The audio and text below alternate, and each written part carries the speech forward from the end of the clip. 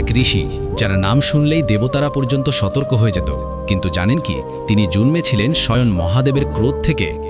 একদিন কৈলাসে মহাদেব ও মা পার্বতী নিভৃতে সময় কাটাচ্ছিলেন। প্রবেশদ্বারে পাহারায় ছিলেন নন্দী।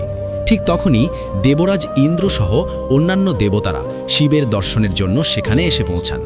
নন্দী তাদের অপেক্ষা করতে বলেন, কিন্তু অহংকারে অন্ধ ইন্দ্র সেই কথা না শুনে জোর করে ভেতরে প্রবেশ করেন। এই অসম্মান দেখে মহাদেব ভয়ঙ্কর ক্রোধে জ্বলে ওঠেন।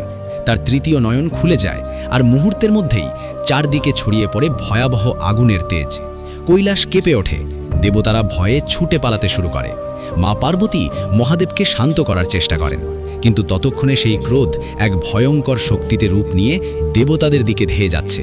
ঠিক সেই সময় ব্রহ্মা ও ভগবান বিষ্ণু সেখানে উপস্থিত হয়ে মহাদেবকে শান্ত করেন, কিন্তু সেই তেজ আর থামানো সম্ভব ছিল না। তখন মহাদেব বলেন, এই শক্তিকে ধারণ করতে পারবে কেবল এক পবিত্র মাতৃগর্ভ। অতঃপর সেই অগ্নিস্বরূপ তেজ স্থাপন করা হয় মহর্ষি অত্রির পত্নী অনুসূয়ার গর্ভে। সময়ের সঙ্গে সেই তেজ থেকেই জন্ম নেন এক অসাধারণ কিন্তু ভয়ঙ্কর ঋষি, দুর্বাসা ঋষি। মহাদেবের ক্রোধ থেকে জন্ম নেওয়ার কারণেই তার স্বভাব ছিল অগ্নির মতো প্রখর। সামান্য অবমাননাতেই তিনি ভয়ঙ্কর অভিশাপ দিতে পারতেন। এই কারণেই দেবতা থেকে সাধারণ মানুষ সকলেই ভয় ও শ্রদ্ধার সঙ্গে উচ্চারণ করত এক নাম, দুর্বাসা ঋষি।